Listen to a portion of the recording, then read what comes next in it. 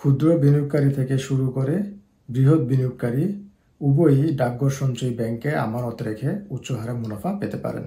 একসময় ডাকঘরই ছিল আমাদের চিঠিপত্র আদান প্রদানের জন্য একমাত্র ভরসা, কিন্তু এখন সময়ের সাথে সাথে SMS, ইমেল এবং কুরিয়ার সার্ভিস সেই স্থান অনেকটাই দখল করে নিয়েছে।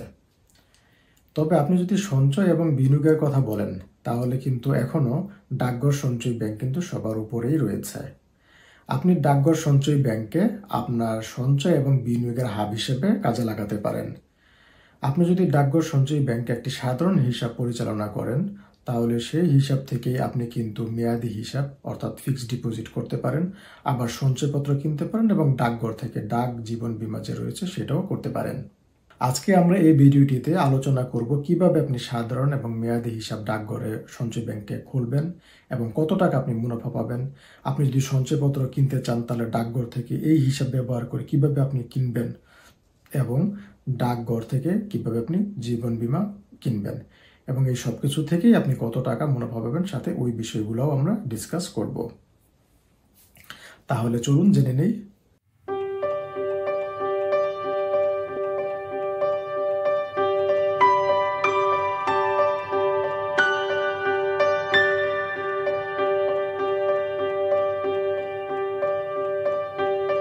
আমরা আমাদের এই ট্যাক্সপার্ট ইউটিউব চ্যানেলে নিয়মিত ট্যাক্স এবং পার্সোনাল ফাইন্যান্স রিলেটেড গুরুত্বপূর্ণ ভিডিও আপলোড করে আসছি। আপনি যদি এই ভিডিওগুলো আপডেট পেতে চান, তাহলে আমাদের চ্যানেলটি সাবস্ক্রাইব করে রাখুন। যখনই আমরা নতুন কোনো ভিডিও আপলোড করব, তখন আপনি সাথে সাথেই নোটিফিকেশন পেয়ে যাবেন। ভিডিওটি দেখার পরে যদি আপনার কোনো প্রশ্ন থাকে, তাহলে অবশ্যই কমেন্ট করুন। আমরা সেসব প্রশ্নের উত্তর দেওয়ার জন্য চেষ্টা করব। আর নতুন কোনো বিষয় নিয়ে যদি আপনি আমাদের কাছ থেকে ভিডিও পেতে চান, তাহলে সেই বিষয়টিও কমেন্টের মাধ্যমে আমাদেরকে জানান। আমরা সেই বিষয়ের উপরে ভিডিও তৈরি করব। তাহলে চলুন এবার মূল আলোচনায় ফিরে যাই। প্রথমেই চলুন জেনে নেই, আপনি যদি সাধারণ হিসাব এবং মেয়াদি হিসাব যদি খুলতে চান ডাকঘর সঞ্চয়ী ব্যাংকে, তাহলে কি কি বিষয়গুলো লাগবে সেগুলো চলুন জেনে নেই। আপনি যদি আপনার নামে ডাকঘর সঞ্চয়ী ব্যাংকে যদি সাধারণ হিসাব বা মেয়াদি হিসাব খুলতে চান, তাহলে আপনার নিজের এবং যাকে নমিনি দিবেন তার জাতীয় পরিচয়পত্র বা ন্যাশনাল আইডি কার্ডের ফটোকপি এবং দুইজনের 2 কপি ছবি দরকার হবে। আর অ্যাকাউন্ট ওপেনিংয়ের যে ফর্ম আছে, সেই ফর্মটি আপনি আগে থেকে বাসায় পূরণ করে নিয়ে যান এবং আপনি যেদিন অ্যাকাউন্ট খুলবেন ওই দিন আপনি পোস্ট অফিসে গিয়ে পোস্ট মাস্টারের সামনে স্বাক্ষর করে আপনি অ্যাকাউন্ট খুলতে পারবেন।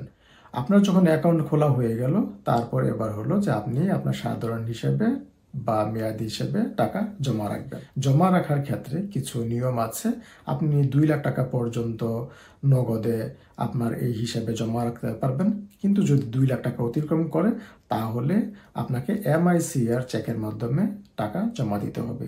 আপনি যে ব্যাংক থেকে চেক ইস্যুর মাধ্যমে এই 2 লাখ টাকার বেশি জমা দিবেন, সেই ব্যাংকের যে কর্মকর্তা আছেন তার আপনার যে চেকের পিছনে গুড ফর পেমেন্ট লিখে একটা স্বাক্ষর থাকতে হবে, অথবা ওই ব্যাংকের যে কোনো একজন কর্মকর্তার স্বাক্ষর এবং সিল সহ আপনি একটা ইন্টিমেশন লেটার সাথে জমা দিতে পারেন। আর যদি 5 লাখ টাকার উপর আপনি যদি জমা দিতে চান, তাহলে আপনার টিন এবং আপনি যে ট্যাক্স রিটার্ন সাবমিট করেছেন তার অ্যাকনোলেজমেন্ট রিসিট সাথে জমা দিতে হবে। তাহলে আপনি জানলেন যে কিভাবে আপনি অ্যাকাউন্ট খুলবেন এবং সেই অ্যাকাউন্টে কিভাবে আপনি টাকা জমা দিবেন। এবার চলুন আমরা জেনে নিই যে আপনি সাধারণ হিসাব যে খুললেন, এখানে যে আপনি টাকা জমা রাখলেন, এখান থেকে আপনি কত টাকা মুনাফা পাবেন। আপনি সাধারণ হিসাবে একক নামে সর্বোচ্চ 10 লাখ টাকা এবং যৌথ নামে সর্বোচ্চ 20 লাখ টাকা পর্যন্ত জমা করতে পারবেন এবং এই হিসাব থেকে আপনি মুনাফা পাবেন 7.5% করে। তবে আরেকটা বিষয় হলো যে আপনি এই হিসাবে যে টাকা রাখবেন, আপনার সর্বনিম্ন 1 মাসের জন্য হলেও কিন্তু আপনাকে মুনাফা প্রদান করা হবে। এখন আপনি এখানে একটা প্রশ্ন করতে পারেন যে সাধারণ হিসেবে যে টাকা রাখবে এটার জন্য আবার কেন লিমিট দেওয়া আছে। আপনি হয়তো জানেন যে অন্যান্য যে ব্যাংক বা আর্থিক প্রতিষ্ঠান আছে, সেখানে আপনি যদি কারেন্ট অ্যাকাউন্টে যদি টাকা রাখেন, তাহলে কিন্তু সেখান থেকে কোনো মুনাফাই প্রদান করা হয় না, বড় জোর আরও যে চার্জ কেটে রাখা হয়। আর যে সেভিংস অ্যাকাউন্ট আছে বা সঞ্চয়ী যে হিসাব আছে, সেই হিসাব থেকে কিন্তু খুবই অল্প পরিমাণ মুনাফা প্রদান করা হয়। কিন্তু এইদিকে আপনি কিন্তু ডাকঘরে যে আপনার সাধারণ হিসাব আছে, সেই হিসেবে কিন্তু আপনি 7.5% করে মুনাফা পাচ্ছেন এবং সর্বনিম্ন 1 মাসের জন্য মুনাফা পাচ্ছেন। এই জন্য এই লিমিটটা এখানে দেওয়া আছে। এখন আপনি সাধারণ হিসেবে কিন্তু আপনার সঞ্চয়ের একটা সেরা হিসেবে কাজে লাগাতে পারেন। ধরুন আপনি চাকরি করেন, আপনি যে হিসাবে আপনার স্যালারি পাচ্ছেন ওই হিসেবে কিন্তু খুবই অল্প পরিমাণে মুনাফা প্রদান করা হয়। আর যদি কারেন্ট অ্যাকাউন্ট থাকে তাহলে কিন্তু কোনো মুনাফাই প্রদান করা হয় না। এজন্য একটা আপনি কাজ করতে পারেন, সেটা হলো আপনি স্যালারি পাওয়ার পরে যত দ্রুত সম্ভব আপনার মাসের চলার জন্য বা সাংসারিক খরচ যেটা দরকার পড়ে সেই টাকাটা ব্যাংকে রেখে বাকি টাকাটা আপনি ডাকঘর সঞ্চয়ী ব্যাংকে যে সাধারণ হিসাব খুলেছেন সেখানে জমা রাখতে পারেন। এতে করে আপনি কিন্তু প্রতি মাসে কিছু কিছু মুনাফা পেতে থাকবেন 7.5% করে। আর আপনি যদি ব্যবসা করেন তাহলে একটা নির্দিষ্ট সময় পর পর আপনার হাতে যেই টাকাটা রয়ে যাবে সেই টাকাটা আপনি হাতে না রেখে আপনি সাধারণ হিসেবে জমা রাখুন।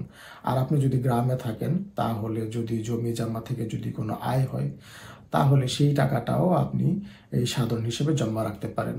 বাসায় না রেখে বা ঘরে না রেখে আপনি এখানে রাখতে পারেন, তাহলে আপনি এখান থেকে কিছু মুনাফা পাবেন। আরেকটা বিষয় হলো যে যখন দরকার পড়বে তখন আপনি সেখান থেকে টাকা তুলে আপনার প্রয়োজন মতন খরচ করতেও পারলেন বা কাজে লাগাতে পারলেন। তাহলে আপনি জানলেন যে সাধারণ হিসাব সম্পর্কে, আপনি এটাতে কিভাবে কাজে লাগাতে পারেন এবং কিভাবে মুনাফা পেতে পারেন।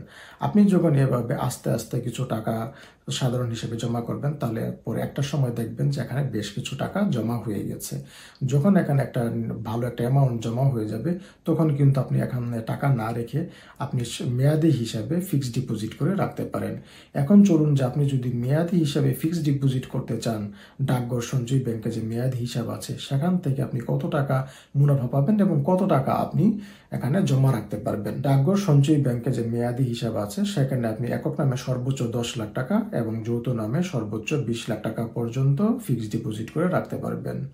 তবে এখানে মুনাফার ক্ষেত্রে দুইটি লিমিট দেওয়া আছে। যদি 7.5 লাখ টাকা পর্যন্ত আপনার বিনিয়োগ থাকে, ফিক্সড ডিপোজিট থাকে, তাহলে আপনি সর্বোচ্চ হারে মুনাফা পাবেন। আর যদি 7.5 লাখ টাকা অতিক্রম করে তাহলে আপনি কিছু হ্রাসকৃত হারে মুনাফা পাবেন। তবে আপনি এখানে একটা সুবিধা হলো যে আপনি 1 বছর বা 2 বছর বা 3 বছর আপনার সুবিধা মতো যে কোনো সময়ের জন্য আপনি এখানে বিনিয়োগ করতে পারেন এবং আপনি সে অনুযায়ী মুনাফা পাবেন। চলুন এখন জেনে নেই যে আপনি কত বছরের জন্য কত টাকা রাখলে কত টাকা মুনাফা পাবেন। আপনি যদি 1 বছরের জন্য বিনিয়োগ করেন তাহলে 7.5 লাখ টাকা পর্যন্ত আপনি পাবেন 11.04% করে মুনাফা। আর যদি 7.5 লাখ টাকা অতিক্রম করে তাহলে সে অতিরিক্ত টাকার জন্য আপনি পাবেন 11% করে মুনাফা। যদি 2 বছরের জন্য আপনি যদি বিনিয়োগ করেন এই মেয়াদি হিসাবে ফিক্সড ডিপোজিট করেন তাহলে 7.5 লাখ টাকা পর্যন্ত আপনি পাবেন 11.65% মুনাফা। আর যদি 7.5 লাখ টাকা অতিক্রম করে তাহলে আপনি পাবেন 11.61% করে মুনাফা।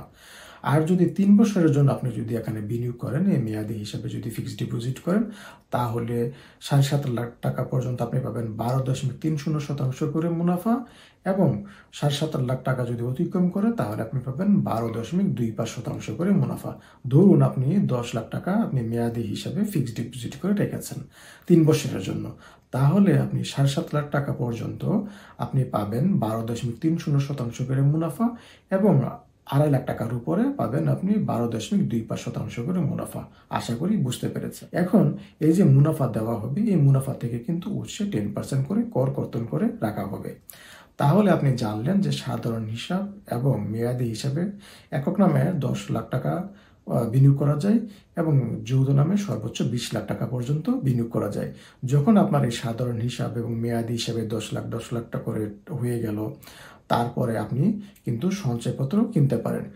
যতগুলো বিনিয়োগ খাত আছে তার মধ্যে সবচেয়ে জনপ্রিয় আমাদের মধ্যে বিনিয়োগ খাত হলো সঞ্চয়পত্র। আপনি এই ডাকঘর থেকে আপনি সঞ্চয়পত্র কিনতে পারেন।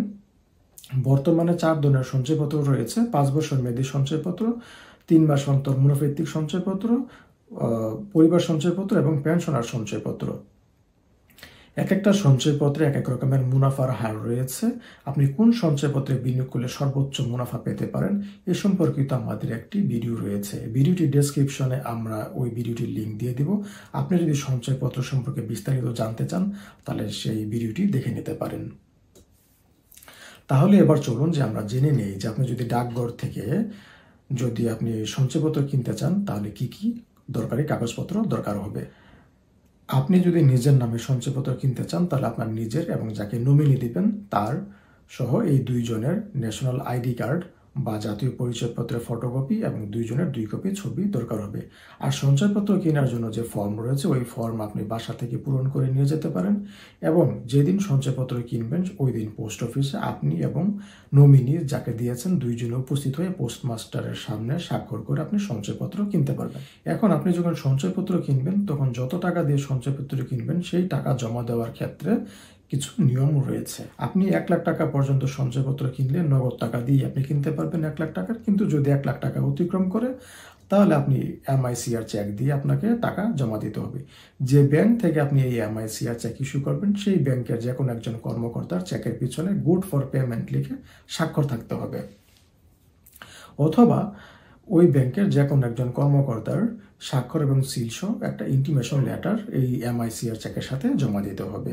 আর যদি 5 লাখ টাকার আপনি যদি সঞ্চয়পত্র কিনতে চান বা তার অধিক টাকার যদি আপনি সঞ্চয়পত্র কিনতে চান তাহলে আপনার নিজের টিন এবং যে ট্যাক্স রিটার্ন সাবমিট করেছেন সেই রিটার্নের অ্যাকনোলেজমেন্ট রিসিট সাথে জমা দিতে হবে। তাহলে আপনি জানলেন যে সঞ্চয়পত্র কিনতে হলে কোন কোন দরকারি কাগজগুলো লাগবে এবং যদি পেমেন্ট করতে চান যখন পেমেন্ট করবেন তখন কোন নিয়মগুলো ফলো করতে হবে। তবে এই ক্ষেত্রে আপনি যদি এই পেমেন্টের ক্ষেত্রে এই বাড়তি কাজ যদি আপনি কমাতে চান তাহলে আপনার যে ডাকঘর সঞ্চয় ব্যাংকে যে সাধারণ হিসাব আছে সেই হিসাব থেকে কিন্তু আপনি টাকা নিয়ে ট্রান্সফার করে আপনি সঞ্চয়পত্র কিনতে পারেন, তাহলে আপনাকে কিন্তু ওই বাড়তি কাজগুলো করতে হবে না। এবার আপনি যদি ডাকঘর সঞ্চয় ব্যাংক থেকে যদি ডাক জীবন বীমা করতে চান তাহলে কোন বিষয়গুলো জানা দরকার সেগুলো চলুন এবার জেনে নেই। বাংলাদেশে জীবন বীমা নিয়ে আমাদের মধ্যে একটা নেতিবাচক ধারণা রয়েছে। আমরা মনে করি যে প্রিমিয়াম দিলে তারপরে যে মেয়াদ শেষ হবে, মেয়াদ আনতে সেই টাকা আর পাওয়া যায় না। আপনার মধ্যে যদি এই ধরনের কোনো সন্দেহ থাকে বা আপনার যদি কোনো অনিশ্চয়তা থাকে যে মেয়াদ আনতে টাকা ফেরত পাওয়া নিয়ে, তাহলে আপনি যেটা করতে পারেন যে এই ডাক জীবন বীমা করতে পারেন। এই ক্ষেত্রে আপনি মেয়াদ আনতে কিন্তু টাকা পেয়ে যাওয়ার একটা নিশ্চয়তা রয়েছে। আপনি এই ডাকঘর থেকে আজীবন চুক্তি বীমা, মেয়াদি জীবন বীমা, শিক্ষা বীমা, বিবাহ বীমা এবং এন্ডোমেন্ট বীমা করতে পারেন। যার বয়স সর্বনিম্ন 19 এবং সর্বোচ্চ 55 এবং বাংলাদেশি নাগরিক তারা এই ডাকঘর থেকে জীবন বীমা করতে পারেন। এই ডাক জীবন বীমার ক্ষেত্রে দুইটি বড় সুবিধা হলো যে আপনার প্রিমিয়ামের পরিমাণ কম হয়ে থাকে অন্যান্য বীমা কোম্পানির তুলনায় এবং কোনো ডাক্তারি পরীক্ষার দরকার হবে না। আপনি জানেন যে অন্য বীমা কোম্পানিতে যদি বীমা করতে যান তাহলে কিছু কিছু ক্ষেত্রে ডাক্তারি পরীক্ষার দরকার হয়, কিন্তু ডাকঘর থেকে আপনি যদি ডাক জীবন বীমা করেন তাহলে এই ধরনের কোনো পরীক্ষার দরকার হবে না। আরেকটা বড় সুবিধা হলো যে আপনাকে এখান থেকে যে মুনাফা দেওয়া হবে মেয়াদ আনতে বা বোনাস দেওয়া হবে তা থেকে কোনো উৎসে করকর্তন করা হবে না এবং সম্পূর্ণটাই করমুক্ত। এখন আপনি যদি ডাকঘরে যদি বীমা করতে চান, জীবন বীমা করতে চান, তাহলে কত টাকা প্রিমিয়াম দিলে আপনি কত টাকা মুনাফা পাবেন সেটা চলুন জেনে নেই। আপনি যদি আজীবন বীমা করেন তাহলে আপনি প্রতি 1000-এ বোনাস পাবেন 42 টাকা। আর যদি মেয়াদি জীবন বীমা করেন তাহলে প্রতি 1000-এ বোনাস পাবেন বা মুনাফা পাবেন 33 টাকা। তাহলে 15 বছর মেয়াদি যদি আপনি কোনো মেয়াদি জীবন বীমা করেন তাহলে 15 বছর মেয়াদ আনতে আপনি 49,500 টাকা। এখানে ভেবে দেখুন আপনি প্রতি বছরে 1000 টাকা করে প্রিমিয়াম দিচ্ছেন এবং 15 বছরে আপনি 15,000 টাকা তাহলে প্রিমিয়াম দিচ্ছেন এবং 15 বছর মেয়াদ আনতে আপনি মোট পাচ্ছেন হলো 49,500 টাকা। আপনি প্রিমিয়াম দিয়েছেন 15,000 টাকা, পাচ্ছেন হলো 49,500 টাকা। তাহলে আপনি বাড়তি এখানে পাচ্ছেন মুনাফা বা যেটা বোনাস ওইটা হলো যে 34,500 টাকা। এখানে কিন্তু প্রায় আপনি দ্বিগুণেরও বেশি আপনি মুনাফা বা বোনাস পাচ্ছেন। এখন আপনাকে যখন এই 34,500 টাকা যখন মুনাফা বা বোনাস দেওয়া হবে তখন কিন্তু উৎসে কোনো কর কর্তন করা হবে না, অর্থাৎ পুরাটাই আপনি পেয়ে যাচ্ছেন। অন্যদিকে আপনি যদি অন্য কোনো জীবন বীমা কোম্পানিতে যদি বীমা করেন তাহলে আপনাকে যে মুনাফা বা বোনাস দেওয়া হবে সেখান থেকে কিন্তু উৎসে 5% করে কর কর্তন করে রাখা হয়। এখানে আপনার এই 5% কর কিন্তু সেভ হচ্ছে, পুরাটাই আপনি মুনাফা হিসেবে পাচ্ছেন। আরেকটা সুবিধা হলো আপনি যদি করদাতা হয়ে থাকেন তাহলে কিন্তু যে প্রিমিয়াম দিচ্ছেন সেখান থেকে কিন্তু কর রেয়াত নিতে পারেন। আপনি জানেন যখন ট্যাক্স রিটার্ন ক্যালকুলেশন করেন তখন আপনি আপনার মোট আয়ের উপরে যে কর দায় গণনা করেছেন সেখান থেকে কিন্তু কর রেয়াত বাদ দেওয়া যায়। এই কর রেয়াত পেতে হলে আপনাকে কিন্তু আয়কর আইন অনুযায়ী নির্দিষ্ট কিছু খাতে বিনিয়োগ বা দান করতে হবে। আপনি যদি ওই নির্দিষ্ট কিছু খাতে বিনিয়োগ বা দান করেন তাহলে তার উপরে 15% আপনি কর রেয়াত দাবি করতে পারবেন। আপনি এখানে যে বিমা করেছেন, জীবন বীমার জন্য যে আপনি প্রিমিয়াম দিয়েছেন, সেই প্রিমিয়াম কিন্তু বিনিয়োগ ভাতা হিসেবে বিবেচিত হয় এবং আপনি এর উপরে 15% করে আপনি কর রেয়াত দাবি করতে পারবেন। ধরুন আপনি ডাকঘরে জীবন বীমা করেছেন, প্রতি বছরে 1 লাখ টাকা করে আপনি প্রিমিয়াম দিচ্ছেন। তাহলে এই 1 লাখ টাকা প্রিমিয়ামের উপরে আপনি 15% হিসেবে কর রেয়াত পাবেন 15,000 টাকা।